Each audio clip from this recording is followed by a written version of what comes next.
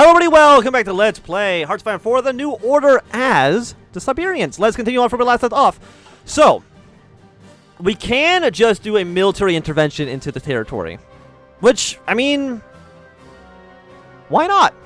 Why not? I mean, I'm going to have to put my troops on this border. Let's say Blue Army, you guys go here. Yellow Army is going to go onto this front. And we're going to immediately just, hey, invade. Full steam ahead. Go, go, go, go, go. Okay, looks like the Muslim Brotherhood has declared war on the Revolutionary Council. So each of them, of course, is just in a major, major conflict. Well, the question is, like, are you all fighting? Maybe you can't call in your allies? Let me just see if you have a decision for that. Yes, it's a colonial government, so they actually won't call in any of their allies. But again, the weird thing about that, like, focus, like that national spirit, is that that only affects the AI. If you're a player, you can call in anybody you want into any of those wars. I don't know what war that is. Apparently it's a war in Sudan. Yeah, so they have a big war down there. That's fine. The end to wonders. We've come so far. Where once our government was seen as a mere warlord holding onto a scrap of Russian land, we can now assert ourselves as a proper nation on the world stage. Having made it to the final basket of candidates to reunify Russia, our country is stand proud of its accomplishment and look to the road ahead with determination. This progress has filled our citizens with awe, even as we rebuild the country, its infrastructure, and its industries. However, our successes have rendered the wonders of the old much less critical to our efforts. Where once we hold on to these relics of a happier past, gave their government legitimacy and gave our people tools to survival, the wonders under our control are now a tiny portion of our overall assets. They will no doubt continue to inspire our people, and they will stand as mementos for the warlord era. But the age where holding on to wonders was of great importance has come to an end. We no longer have... We have no factories anymore, because all of our special abilities that we had before are now gone. Fantastic. I feel like that actually probably, if anything, hurt us more than anything else. But we should, now that we are bigger, have different choices. Grand Assembly. I think at least, or at least I hope so. But in 57 days, all of you guys will be unified. We're losing 2% stability per week. Actually, it's not so bad. Could be substantially worse. It is a little bit of a shame that all of our nice bonuses did go away. But we're about to invade Kazakhstan. How many troops do they have? 11? They're going to be even easier to defeat than the Soviets. They got no problems whatsoever there. So I'm ready for war. For sure. They're going to get more stability and more war support. What are you? We could try to become a nuclear power. That's definitely not the way that I would have expected the Anarchists to go. But I mean, why not? Also, I wanted to see. For reunify the motherland, we need to control everything, of course. Yeah, January of 1971. So we actually, only a year from now, which actually not so long. So we're quickly approaching the end of this campaign. We got our second test. Immediately do that from you. 100 political power and more stability is nice. Scavenging the ruins. Somewhere deep in the woodlands of Siberia, Yuri Glasglove wandered. He trembled, his naked body recoiling against the falling snow. He was stripped of all his possessions, save for a singular lantern, radiating a dim light. Above him, a pale white eyes watched him from the black, starless sky. Without distraction or purpose, Yuri stumbled forward. The furlong forest swayed in the frigid wind, but Yuri's hair remained still. The air sung a song, a call. It was inviting. It felt like home. It felt good. The shaking stopped. Suddenly, he existed outside of the elements. Snowflakes made their home on his skin, refusing to melt. He was good. No, this was good. He laughed as he dropped to the lantern. Yuri kicked the snow into the air and danced around as the ice crystals fell to the ground ever so delicately. He spun and twisted and jumped, frolicking deeper and deeper into the woods. The song of force grew louder and louder and louder as Yuri's grin grew larger and larger and larger. The song stopped. The great celestial body watching over him blinked out of existence. The forest was now black. It was more than black. It was a void. It simply wasn't a room with dull light. It was a destroyer of light. Yuri's laughter trailed off as the cold impacted him once more. For years, Yuri stood in the destroyer of light. Without warning, the trees ignited into flame. Yuri began to scream. He began to claw at his skin. It was so hot. Too hot. It's hot. Yuri began to melt, his skin pooling to the ground. It's hot. It's hot. Hot. Hot. From the ashen corpse of the woods, a singular tree grew, and on its lone branch dangled a body, fat and round. The body shook amongst the lingering flames. Yuri, the corpse thundered. You child, look at what you've brought to the forest, teeming with life. Now look, look! Yuri had no eyes to look, but he saw. Yuri jerked himself upright in his bed, panting heavily. He looked around the room as it was before he closed his eyes. He began to laugh. It was only a dream. His giggle turned into a laugh, and his laugh into a sob. One sleepless night of many. Well, that was something. Definitely, I don't know what that something was.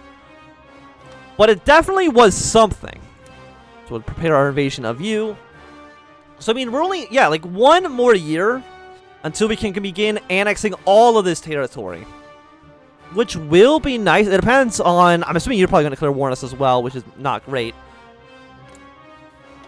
Yeah, but Omsk, 26 divisions.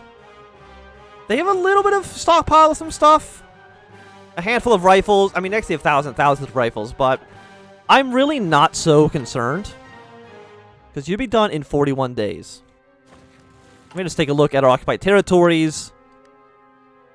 You're actually not really rebelling. Do we have claims? I guess there's actually no other claims on this territory. All the claims immediately disappear. Which means that they actually can't rebel against us. So that's nice. That's at least one positive we have here. Of course, you guys are prepared to invade as soon as you possibly can. All of our tanks, of course, are in position. When will you be able to attack? You're going to attack in about a month and a half. So around January. Which I think is completely acceptable. It looks like the socialists are going to win their war here. Which is not a major surprise. The Kingdom of Egypt is about to fall. Speaking to a shaken people. Your coat, Companion Glasglove. You can have draped Yuri in a coat of bearskin. One far too large for a man of his stature. The revolutionary looked straight on, his mind elsewhere. Yaganov circled from his back and stood in front of him. She strained to find Yuri inside of his eyes. Her face dropped. Yuri, I understand you're torn. She placed her wrinkled hand on his chest. We've come too far now. You have to speak to them. I know you will. You will always do the right thing, Yuri. You aren't him. The phrase struck a chord with Yuri. His face switched silently. Thank you, Commandant Tatutula. Yuri pulled his coat tighter around himself as he moved to the door of the balcony. Yuri gripped the doorknob before he even stepped out. Yuri could hear their cheers. They sung his name. The man they see, Companion Glasglove, defender of the revolution against the snake general, Spetanov. Yuri took a deep breath, turned the knob, and stepped into the brisk morning air.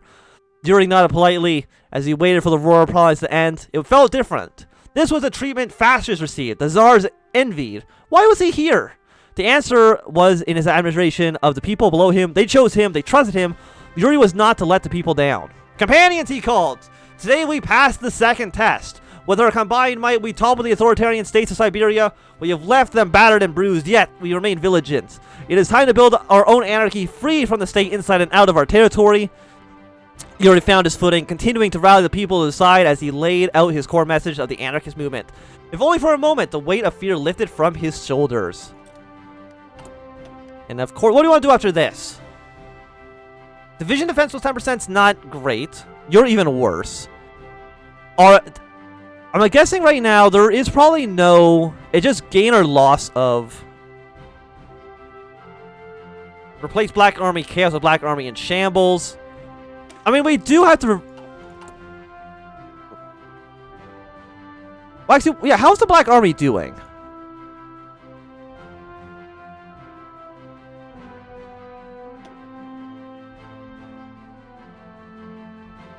Deal with the snakes in our garden. Army professionalism will rapidly worsen. Land action speed is going to be terrible. Attack and defense are going to go down in half. Which is not great. We do... So I probably need to get this stuff done ASAP. Well, okay, we need to kill Kazakhstan first. And then we'll deal with that stuff. Also, these are only 14-day focuses, which are actually pretty fast. So I do appreciate having these really, really quick decisions. And you can see, you look at the timer in the corner, like how much slower it's going now than it used to in the past. There's like a lot more stuff that's got to worry about. But you guys have won your war. Who are you at war with? You're at war with the King of Egypt, which I don't know if they really exist anymore, but that's okay. Looks like the Republic of Sudan is doing pretty alright for themselves. Because this person doesn't actually have any territory, right? I don't believe so. So you can kind of just be at war for the rest of the time. That's okay. Do we have any convoys? I don't actually know. But we do not want to get this quite yet. What are you? Stability, stability, factory output. I mean, our stability is still completely fine. Our attachment to liberty, we'll get that one going right now. We just don't want to make our troops really bad before invasion of Kazakhstan.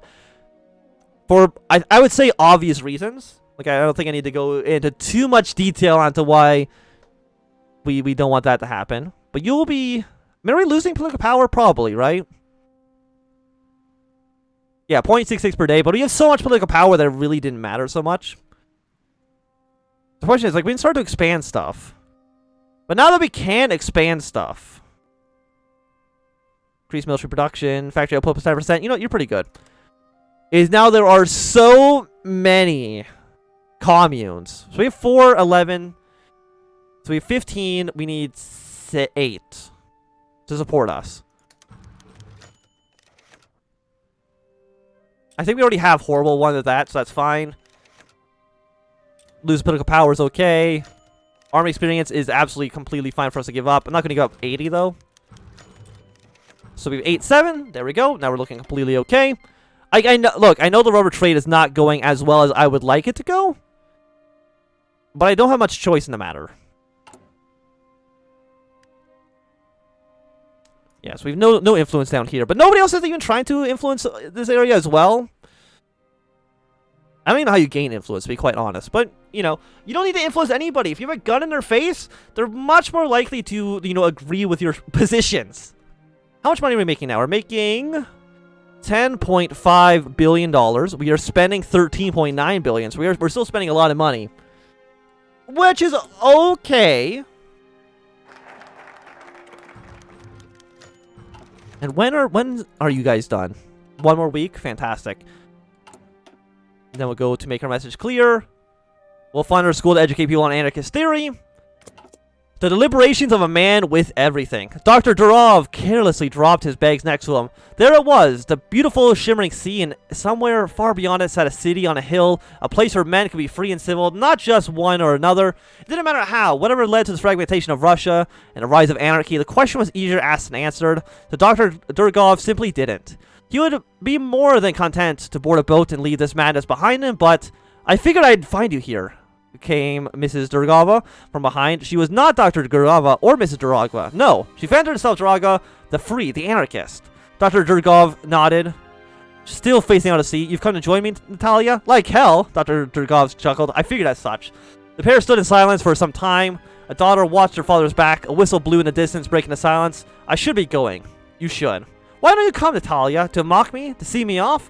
Dr. Durgov whipped around in rage, facing his daughter.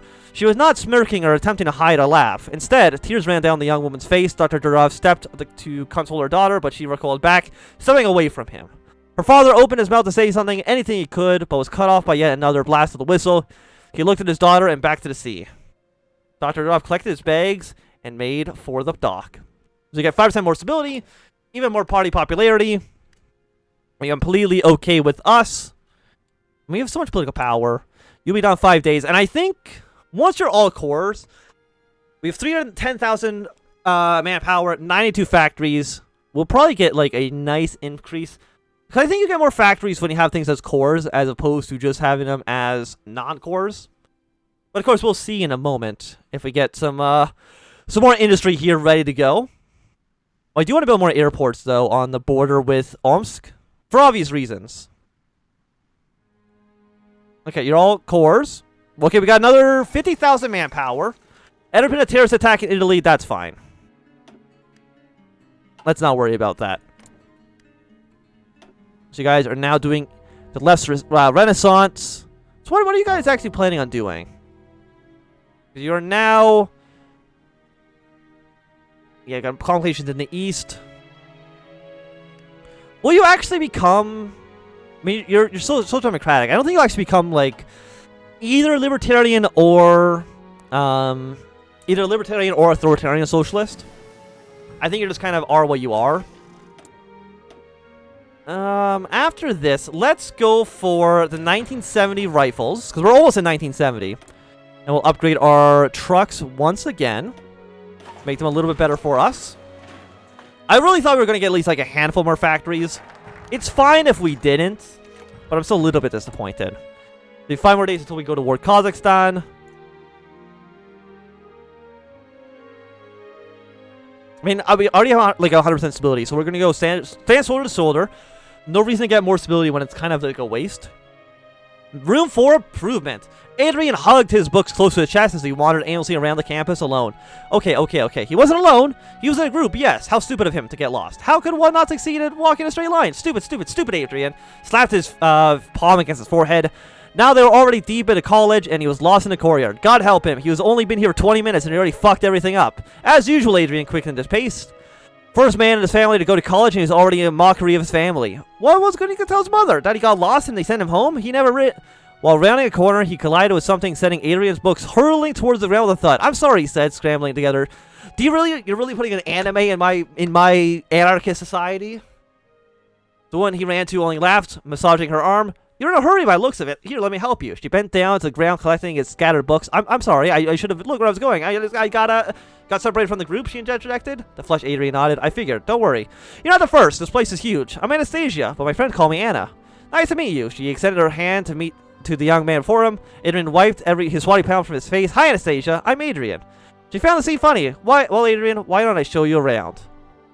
Young friendships between young minds. You really put an anime in my university? How dare you? How could you do this to me? Oh, Red Army. You can stretch out a little bit like that for now. We do actually have our first dockyard. We have 3 dockyards, actually. So let's build 3 convoys. That's something we can get started off. Tokyo standoff. The Great Conspiracy, as is known in Japan, has escalated even more bloodshed. Rogue Imperial Japanese army units have siege positions. So something's going on in Japan. Some bad stuff is going on in Japan right now. Also, where's my war? It's tomorrow. Okay. Our invasion is a go. Kazakhstan, I'm sorry, you're probably not going to survive for too much longer. And I'm hoping I'll be able to actually integrate all this territory into our realm as well. And by the way, all of you other guys, don't even think about intervening in this war. This is my war, and I will succeed no matter the consequences. Or the cost. We now have 124 factories. I'm assuming that it gave us all the factories up here, and it's finally updated that information. That's my best guess, because otherwise I don't really know. We'll put 3 factories here. Put a few more into you. More fighters. Is there anything else we could really build, though, that I would want?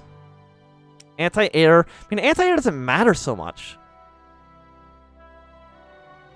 You know, what about tactical bombers? Just crank out some tactical bombers as well, because they have better range than our other planes. So we're now at war. We lost already 600 men, but I mean we're the attackers, which is to be expected that you lose more troops. Your front line also should be like closer towards the actual capital. Yeah, so you're just gonna drive here. You go here. You go here. The other 3 tanks, you 3. We're gonna go 1, 2, 3. Just drive your way out like this. And our aircraft also probably should be flying over the steppe as well. You can now have 1,800 planes. So fly you guys over here. We'll fly you over here as well. Do you have any aircraft? No.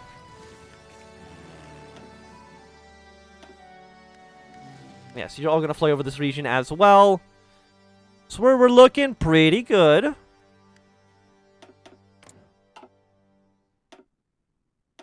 Yeah, combine you guys up.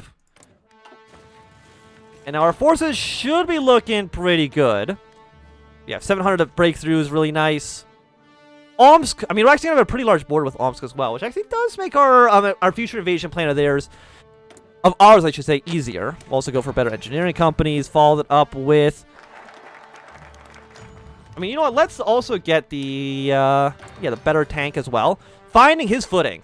Yuri Glasglove, shadowed by a large entourage of his closest companions, strode down the street. If one could even call it a dirt path, such a thing. You're probably wondering why I dragged you out here. Val Steve told me I needed to get out more. Yuri began to chuckle before even completing his tale. That I have losing that I was losing touch. So here we are. He threw up his arms in the air. Yuri knocked on the door of a decrepit shack 3 times and placed his hand on his hip. He waited, his clique crowding the rickety wooden porch. No answer came. Yuri knocked again, this time harder, no response. With a sigh, he turned around to depart when the door of the hovel swung open. "Who the hell are you?" The man's eyes widened. "Companion Glasglove? What are you doing here?" The kind greeting got a hearty laugh out of Yuri, who turned back his door and extended his hand to the man, spoken like a true Russian. "Good evening, companion. I hope he didn't disturb you." The bewildered elderly man shook his hand as he stammered out the answer. No, I just wasn't expecting someone like you to be here tonight." Yuri rose his eyebrow. "Such a man as myself, companion. I am only a man myself. I have contributed no more to this territory than you have. However, I always strive to do all that I can for this community. So tell me," Yuri smiled with his first genuine one in quite some time, "what can I do for you?" "Well, you can start by coming inside. I've got food on the stove." Well, that's nice of him. Nice old man giving us some food. How are you guys doing, by the way? You're doing absolutely all right. We'll then go to lessons from Spetnov's coup. How dare he I can't believe he tries to coup us. Incredibly disrespectful. Yeah, so actually we'll draw your line back like this. Yellow line does not need to be out like that. You can just, again, just be around Omsk. I mean, the tanks are getting what they need done. I just don't know how much this territory is actually cores of theirs. Is it the whole thing? It is the whole thing. So this might end up being a longer war than I would like. I mean, how far do we have to get down to capitulate? 35%? That seems okay. And of course, then we'll have Yellow Army after they're done that invasion. Move their way just kind of in this general direction. Also, you guys, I want to be very aggressive. There's really no reason to show any kind of restraint when it comes to attacking people in Kazakhstan. So I think we're fine as is. And we've already converted all of you to accept our proposal. So overall, we're looking pretty good. So we've lost 2,000 men to 22,000. And taking a step back. Yuri, you cannot be serious! Yevgenia bellowed, following behind Glasglove as he marched down the halls of the General Assembly. Valtiv not far behind. Yuri continued to walk briskly to the main meeting room of the Assembly. His oversized coat was flying off him as he marched to his destination. "I am not doing this to spite you, Yevgenia. This is a decision long in the making, not simply on a whim. I have always been weary of the General Assembly. Nothing is to stop another Spetnov from arising." Valniv hastened his pace and stopped in front of Yuri, grabbing him by the shoulders. "Companion Glasglove, I can't let you do this. I understand where you're coming from, but I can assure you that devolving power further down is not going to make anyone's life easier. The General Assembly is fine as it is." Yuri shrugged Valtiv's hand off him and began to formulate a retort, but Yevgenia raced next to Valtiv and put her hands on his chest. "Yuri, please. I know you're just trying to do what you think is right, but consider the implications before you act. This will make assisting those in need the most even harder." Yuri stepped back, letting his friend's hands fall down to her sides. He furrowed his brow and stared at the pair before him. The General Assembly is too powerful for its own good, but maybe they possessed a solid argument. Yuri shifted his weight around, followed by the consortium. So just a minimum, stability goes up 15%. Centralized anarchism, factory output goes up like quite a lot. Factories go down by 10%, construction speed goes up. So look up the political power gain minus 50%. But I don't need more stability. Actually, I do need more stability. I'm only at... I'm at war. That's why it's actually so bad. You know what? We'll do the bare minimum.